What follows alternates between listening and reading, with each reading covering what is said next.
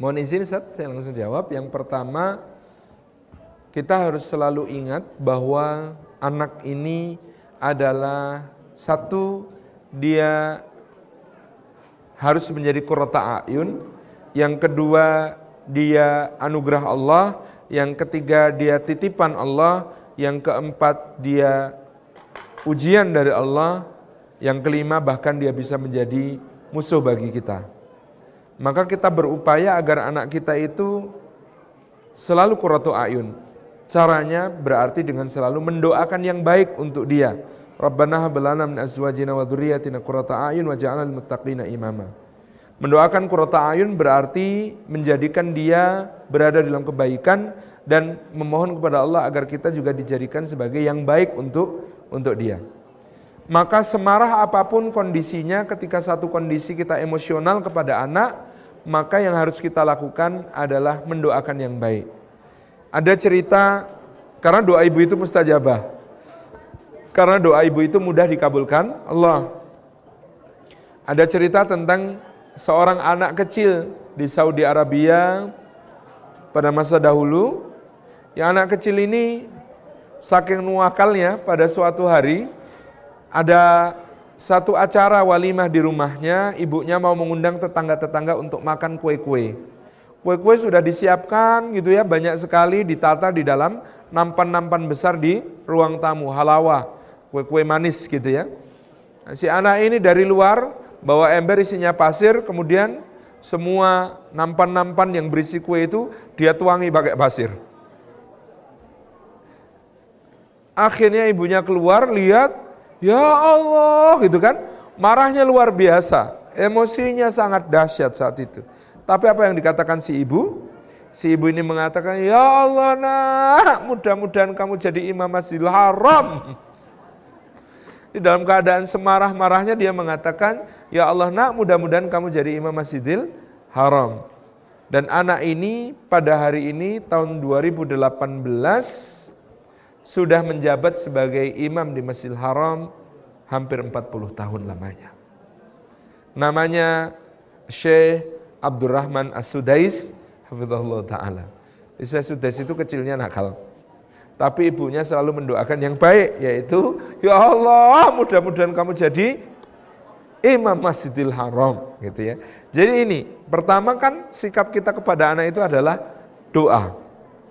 Yang kedua, syukuri anak saat menjadi anugerah bagi kita. Kita kadang-kadang pengennya marah pas anak tidak sesuai harapan kita, tapi pas anak menyenangkan kita, kita tidak mengungkapkan rasa syukur itu kepadanya.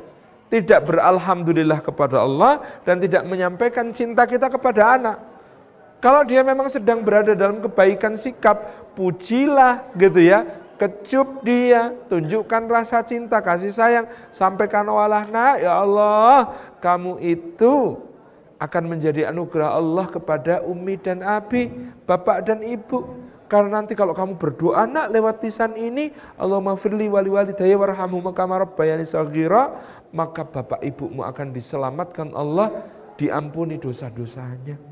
Makasih ya nak ya, nanti kamu jadi orang yang mendoakan ayah dan bunda. Begitu. Walah nak, Masya Allah kamu nanti kalau beramal soleh, maka amal solehmu itu pahalanya juga mengalir ke bapak dan ibu. Makasih ya nak ya, kamu siap ya beramal soleh untuk bapak dan ibu tanpa mengurangi pahala kamu sedikit pun. Mengungkapkan syukur yang kedua. Kalau kita terbiasa mengungkapkan syukur kepada anak, pas marah jadi nggak bisa marah. Insya Allah pas marah jadi nggak bisa marah. Yang ketiga, dia amanah titipan ya, dijaga dengan baik. Salah satu cara menjaga dengan baik tadi ada prinsip di dalam marah ketika emosi kepada anak, yaitu qubhunal iqab bila bayan. Orang itu kalau menghukum kok tidak ada penjelasan sebelumnya, tidak akan berakibat baik. Maka kadang-kadang anak-anak itu diajak pergi nggak ditawari, ikut nggak ditawari, langsung diajak pergi. Begitu di tempat acara dia ngerengek-ngerengek, ngajak pulang, dimarahi, bikin onar rame, dimarahi. Padahal nggak ada penjelasan sebelumnya. Wong dia ikut juga bukan karena keinginannya.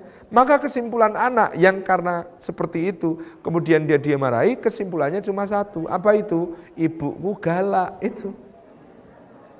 Tapi coba bandingkan berbedanya dengan seorang anak. Nah, ini ada pengajiannya Ibtij di Osaka. Acaranya dari pagi sampai sore. Kamu mau ikut 6 jam loh acaranya. Ikut. Nah kalau ikut nanti 6 jam sebelum acara selesai. Gak boleh ngajak-ngajak pulang. Oke? Iya. Hai. Terus nanti di sana ada banyak kabel, alat listrik, kamera, tamu-tamu lain yang duduk rapi untuk mendengarkan acara.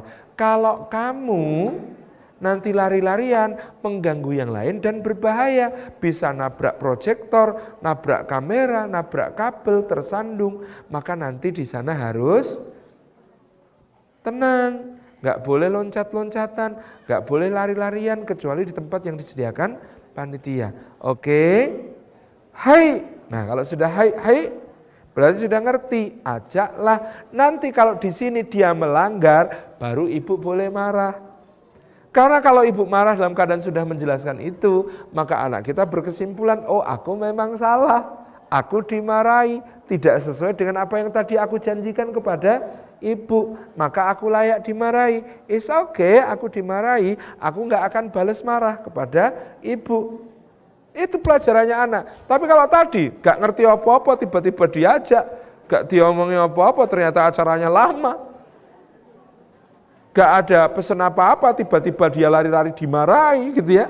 Maka yang terjadi anak akan dendam, anak akan merasa diperlakukan tidak adil, anak akan merasa dia dizalimi, sehingga kemudian ini tidak akan menjadi sebuah pelajaran yang baik bagi anak. Itu bedanya jauh, padahal cuma soal briefing apa enggak gitu kan. Soal briefing apa enggak, makanya briefing itu penting. Makanya orang Jepang senang briefing ya. Itu ya. Jadi ini proses kita menjaga tadi. Dan seterusnya yang penting kita mengendalikan diri, marah tidak melampaui batas, tetapi tadi sesuai koridor-koridor, aturan-aturan, kaidah-kaidah. Wallahu a'lam bishawab. Demikian.